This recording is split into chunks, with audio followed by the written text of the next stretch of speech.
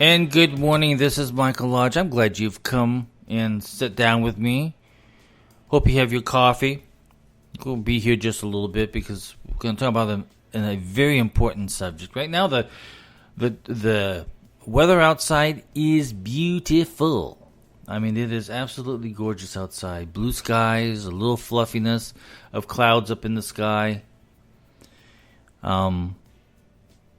Breeze is blowing. Probably will be about 84, but feels like 99.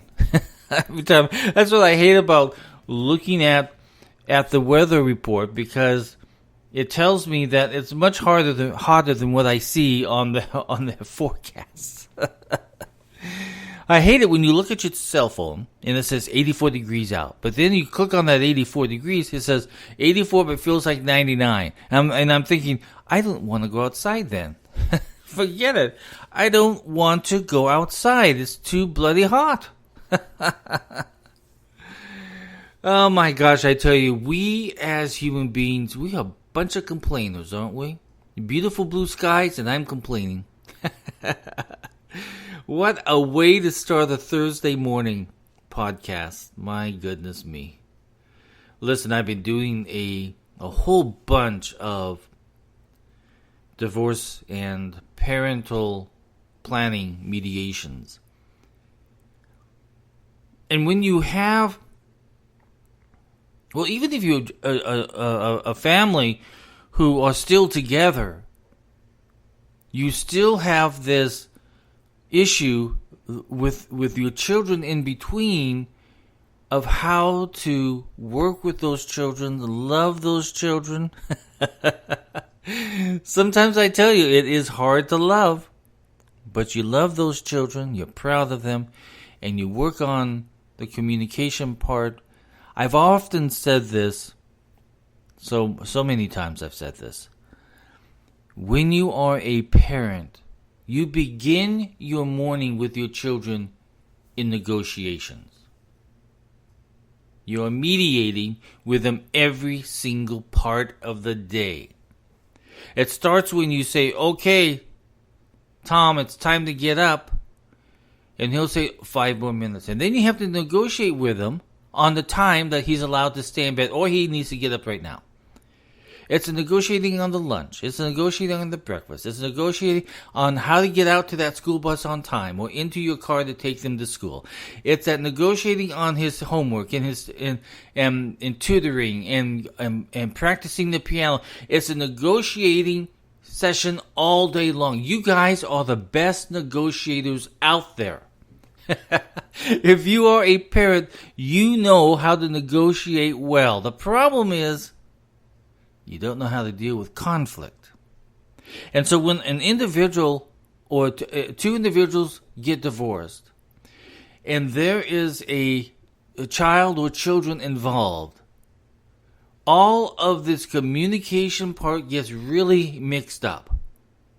Because some of you want to be the really nice parent and the good parent and the loving parent, and then others of you have to be the disciplining parent and giving the children direction.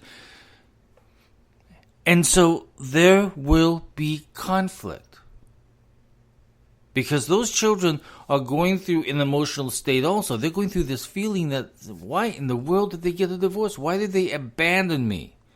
And all of these thoughts are going through their head. So they begin to challenge the parents. And then the parent will have a meltdown or will have a problem with that child. And he thinks, or she thinks, that they're doing everything right. I'm doing everything right. I'm loving my child. I'm trying to give him discipline. But the problem is that when there's conflict between you and the other parent, there's going to be conflict with that child. Because that child is going to try at some point in time to get back at you for doing what you did. And that communication process is going to break down. And then there are going to be feelings that say, why even try being a parent? I'll just walk away. They take the low road. And that is a low road. When you walk away like that, you're taking the low road. Now, the problem that happens is that when there's conflict, there becomes anger. Not just with the child has anger too, but the parent has anger, but the parent doesn't know how to deal with the conflict. I came across a really good website, and it's called, what is this called? It's called raisingchildren.net.au. raisingchildren.net.au. And they have every age group there. They have a basis on communication and conflict and everything. So today, I'm going to use their website because they have some really good bits of wisdom that I think that every single family needs to know on how to manage conflict within the parent-child relationship. I know myself. Listen, I had a very dominant father. It was his way or the highway. And I grew up resenting him the majority of my life because even when I got into adulthood, it was still his way or the highway. So there was this huge resentment, and I wish I would have known how to break down that conflict so that I could have maintained that relationship with my father on a more positive way. So as parents, I really encourage you. Reach out, find a place that you can get as much information on dealing with conflict, because I'm telling you, you are going to have conflict. When your children become teenagers, you're going to have that conflict. And it's going to hurt you. And you're going to have these hurt feelings. And you don't know how to deal with these feelings. And the child doesn't know how to deal with you. We live in a mixed up world, I tell you. So let's just talk about conflict. And let's talk about the ability to really develop conflict management skills and why you really need them. Now, a lot of you, when you have children, they get to that teenage years, there's a lot of conflict. And it's up to us as parents to know how to deal with that conflict. During the teenage years, you will clash, or you might clash, but I would say that you will clash with your child more often than you did in the past. For example, you might disagree about things like what they're going to wear, their responsibilities, when he or she does with his time and friends, and watching too much TV, playing too much games, video games. He follows your cultural traditions on how you react to this, on conflict.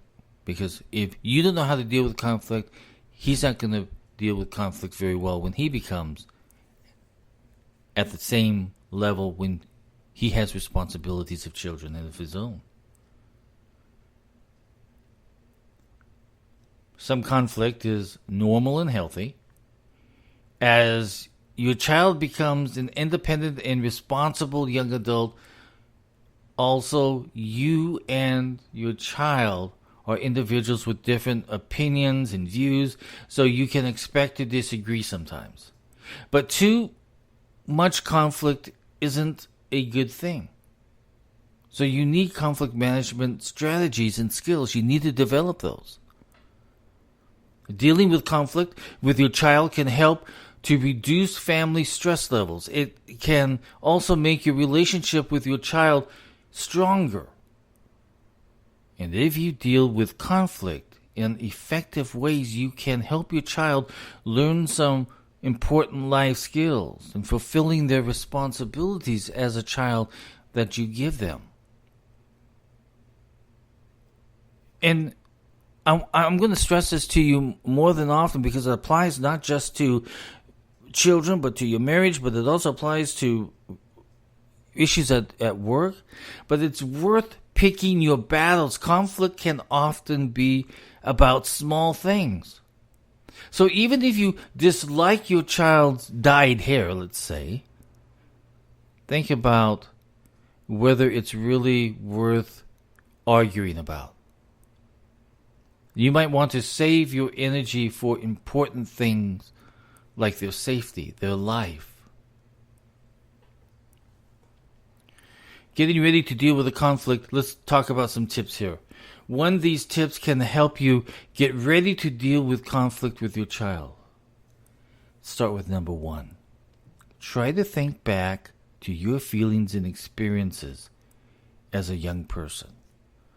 Now for me, I have to go way back, but I'm telling you, I can remember the things that set me off. And I can remember the things that I pushed the buttons to set my parents off.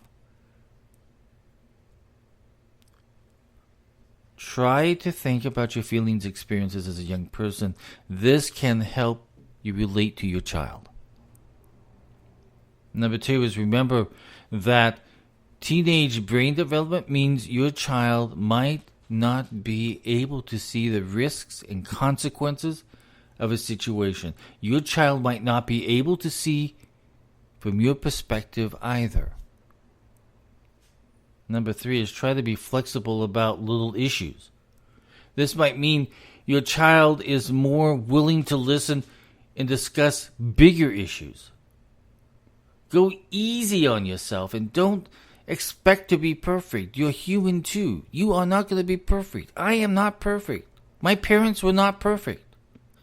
No one is perfect. There's that saying I remember in the Philippines. I was watching a movie one time and it was in English and it said, practice makes perfect. But who's perfect, so why practice? And I've always remembered that because it's kind of true. But we can try. But we're not perfect. So go easy on yourself. Go easy on yourself. If you overreact or lose your self-control a bit, just say sorry and start again when you can. Avoid dealing with conflict when you and your child are feeling upset or angry. Wait until you feel calm instead. You become the calm one. Prepare what you're going to say and think about the words you want to use when you have that conversation with your child. Try to make sure that not every conversation with your child is about difficult issues. Spend some time enjoying each other's company if you can. Now let's talk about talking through conflicts. Stay calm. Stop what you're doing. Make eye contact. Listen and treat your child with respect. If you treat that child with respect, I'm telling you that respect will come back to you.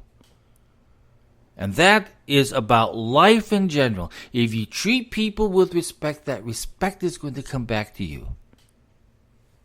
People admire respect. Children admire respect. Let your child have his or her say. Be open to hearing your child's point of view. When she is finished, you can talk. I tell you, in mediation, I have to give this lecture so many times about listening. If you listen, you can hear what the other person is trying to say, what they feel, how they want to do something, or how they want to express themselves. But you have to listen. If you don't take that time to listen, you're going to have conflict. Because you never listened to what they were saying. Remember, it's not all about you. It's about other people too. And you have to know how to listen. Listen and shut up until they're done. Then you can say something. But you better think about what you're going to say. But you have to listen to what they're saying. Listen very carefully. And be open about your feelings. This can help your child understand why you want him or her to do or not do something. For example, I feel worried about your safety when I don't know where you are. Or I feel that it's important for our family to celebrate some of your traditions, your cultural traditions, or your lives, what's happening in life with you. Explain your view simply and briefly. Sometimes you guys, and I do it too, we go on and on and on and on. I'm telling you. That's why I in mediation, I give them each 15 minutes. You get 15 minutes to tell me what you want out of this mediation. 15 minutes. Anything longer than that before we get to what we need to really dive into, it doesn't do any good. So explain your view simply and briefly, making it clear that your main concern is for your child's well-being now and in the future. For example, I need to make sure you're safe. If you're out at night, it helps if you tell me where you are or where you're going and who you're with. If you can be prepared to negotiate with your child and compromise. When you compromise, you demonstrate problem-solving skills. For example, your child might want to paint her bedroom black. and you hate the idea. A compromise might be to paint one wall black and two walls in a dark color or some other compromise color that you both can agree on. If you have to say no, try to do it calmly, understanding and respecting in a respectful way. For example, I understand that you want a tattoo, but you're 13 and you've got a lot of time to think about it. So right now the answer is no. Give it some time. Approach it calmly. Dealing with conflict aftermath, and this happens a lot. So let's look at some tips. Despite your best efforts, it might take a while for you and your child to calm down after a conflict. Also, your child might feel really disappointed if you've said no to something. Let's talk about this word no and how to move forward when there's been a conflict. Help your child to calm down by showing you understand that you're understanding, letting them express their disappointment or giving them space if they need it. Sometimes it needs a little bit of quiet time and a little bit of space. You as a parent, look after yourself. Talking to someone you trust can help you better about the situation. It could be a good friend. It could be a minister. It could be your mom. It could be your dad. But someone that you trust.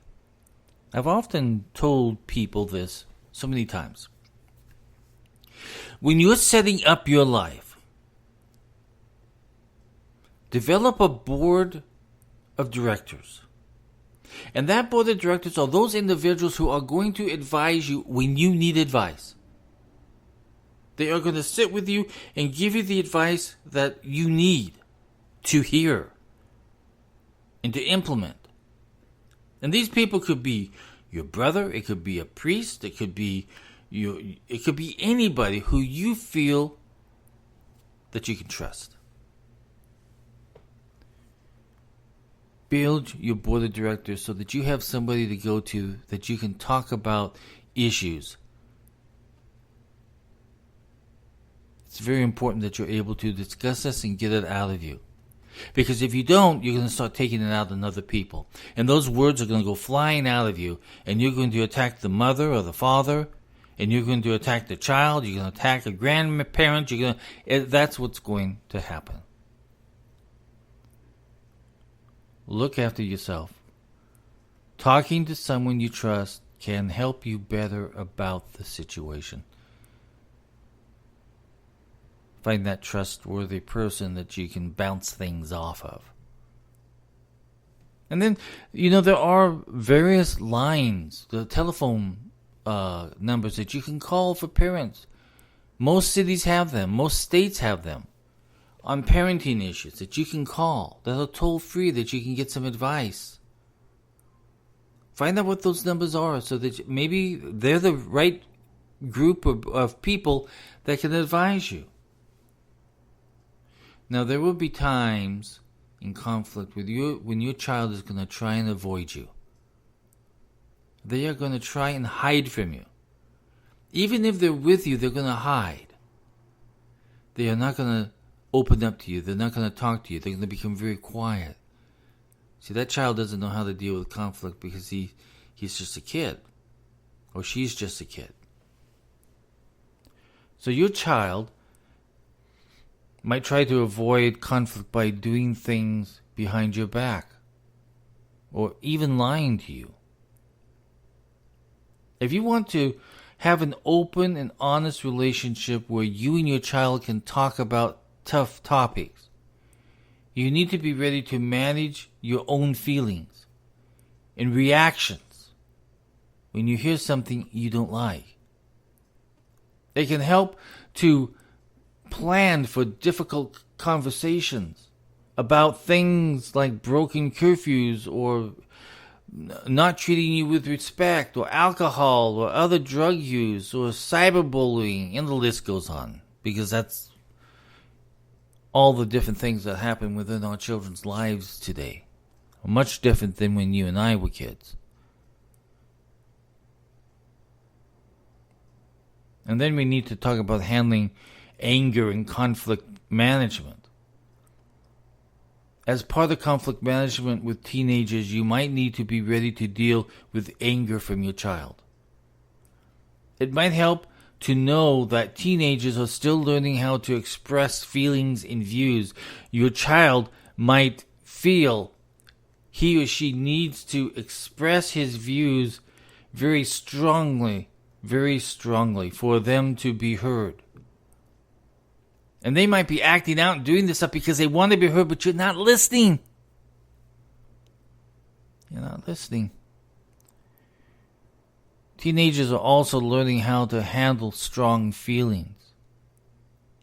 So, if your child gets angry or uses an angry tone with you, or you might feel that they're disrespecting you, here's some things that can help you, okay? Stay calm. Take a break to let things calm down. If staying calm is hard, okay? So take a break to let things calm down if staying calm is hard for you. In other words, you have the tendency or the personality that you're going to blow up because you've heard something that you don't like.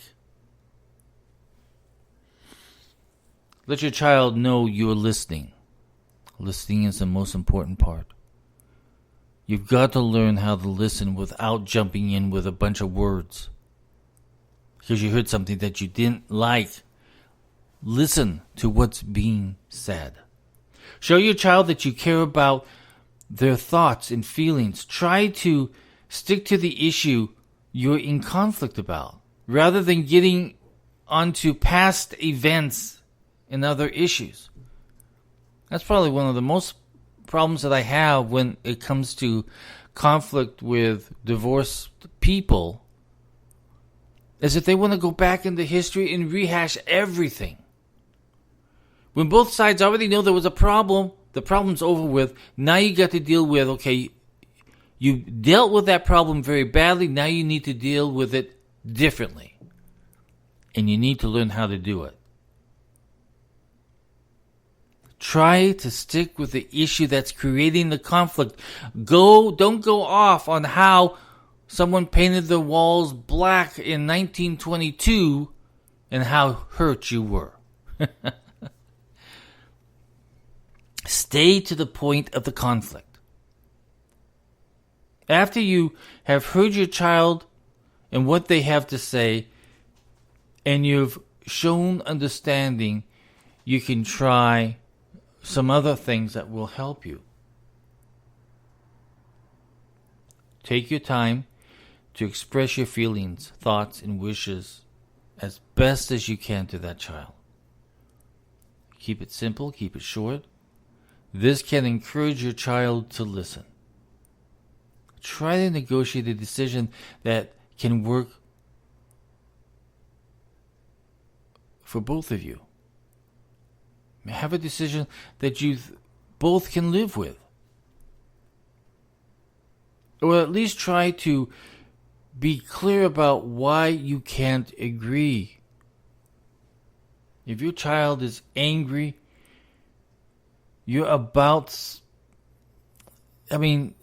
listen, kids get angry, teenagers get angry, especially to the words no. But if your child is angry at you about something you did that hurt them, show that you understand how it affected them. Say you're sorry. And then try to ensure the same thing doesn't happen again. A lot of you guys, myself included, we're repeaters. Sometimes we just don't think about how we're handling that conflict, and we repeat the same conflict again.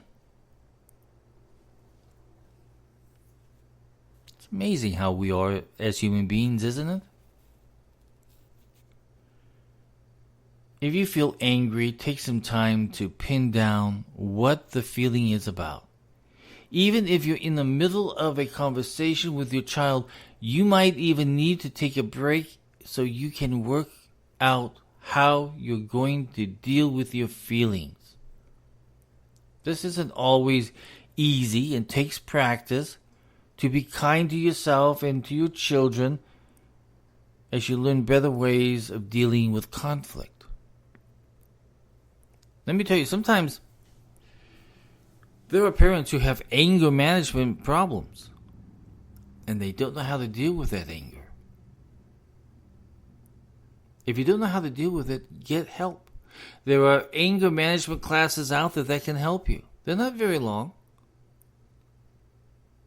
You can do it.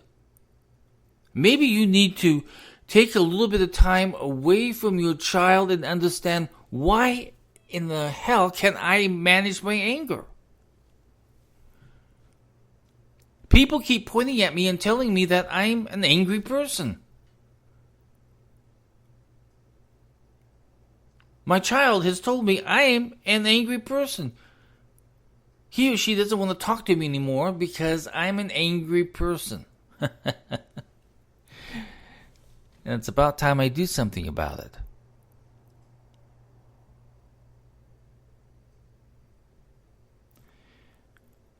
Listen, your children are the best things that ever happened to you. Now, you don't think that when you're angry. Things are going through your mind and thoughts that you should probably not repeat to anybody else. About how you feel at that moment with that child. But you better learn how to deal with conflict. Sometimes even maybe you need to bring in a mediator that can be between the child and the parent. Sometimes it happens. I've had it happen. In fact, I have a case that's coming up where I've got to talk to the child. Because the child's afraid to go back to the parent.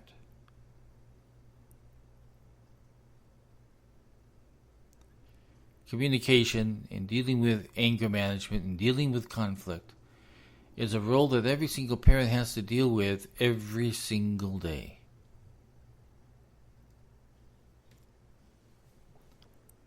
I have heard children who were so angry that they've said, "I hate you, Dad. I hate you, Mom." I hate. Those two words, I hate, are the worst words that can ever be said to any parent, because it goes right down to the depth of your heart because you're hurt. And the problem is you cannot be hurt. When you were a child, you've said some really bad things too to your parents. So it means that you've got to take a little bit of time and listen to why that child's hurting. And then you need to come back to that child with a response through thoughtful words and thoughtful actions. Listen, one of the things that I don't like about life is that a lot of us become parents without really knowing what parenting is about. When I was in college, I had to go through, it was required of us, because I went to a Christian college, but it was the required course was marriage and family life. And they went through everything. They went through the beginning of the relationship, through the marriage, through the children part, and we had assignments that we had to do. I am so thankful that I took that course. At the time I was taking it, I said, my God, here I am, a pre-law student, and I'm taking a marriage and family course. Why? What does that have to do with me? Well, I'm telling you something. It had everything to do with me because it gave me the foundation of what I needed to look at in relationships, in marriage and family.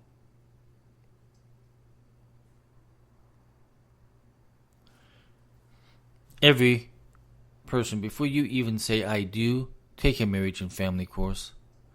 Get some counseling. Go to your minister, get some counseling. Make sure you understand the issues in the communication process of how you deal with anger management and conflicts and everything. And then when you become a mom or a dad, make sure that you go to a parenting class that teaches you about conflicts, communication, anger management. Because you're going to need a whole bunch of help. There's no one out there right now telling you what to do or giving you the best advice. You had better start studying about it yourself. Go to a weekend retreat, go to a nighttime class, whatever course that you can find about parenting, grab onto it. Whatever book is out there, I'm not going to say that. Find a book with an author that has had the experience in training people on children, anger management, conflict management within the family. Just don't buy any book that's off the shelf because I'm telling you, so there's some wackos there. I hope that our conversation... My coffee's gone cold because I've been doing all the talking. You guys have said nothing. But listen, I hope that this helps you. I want you to go to that website, raisingchildren.net.au. Okay, it's out of Australia, but it is a really good website and can give you a whole bunch of good advice. Everything that I've told you this morning has... Well, some of it's based off of my experience, but a lot of it's come off of this website when in dealing with conflict. And in my line of work, now I told myself I don't want to do divorce. I don't want to do this type of work. I'm a business guy. I'm trained in business. I know business forwards and backwards. I know the conflicts that come within a business. That's my life. That's my expertise. But for some reason, I get more and more divorce cases. I take them because I said to myself when I started doing mediation many, many years ago that I wanted to do something that literally helped people. Conflict resolution, mediation helps people. It helps resolve problems. And so that's why I did it. And that's why I take on these divorce cases, because I feel like I can help. I'm a good mediator, and I know how to talk with people. And I know how to make people laugh. Well, at least I make myself laugh. We have a lot of work to do as parents, I tell you. There's a lot of work out there. And it's up to us, you and I, If we're going to be good parents, we have to deal and we need to learn how to deal with conflict. I hope today this helped you out. Listen, if you have any questions or if you want to give me some advice, I would love to hear from you about raising children and dealing with conflict and how you have been a success. Send me a text at 818-252-5682. Again, that's 818-252-5682. I want to hear from you. I want to hear about your successes. I want to hear about your failures because that's how I learn from you. This is Mike Lodge. I'll talk with you very soon. Everybody have a great day. Have a great Thursday. God bless. Bye-bye.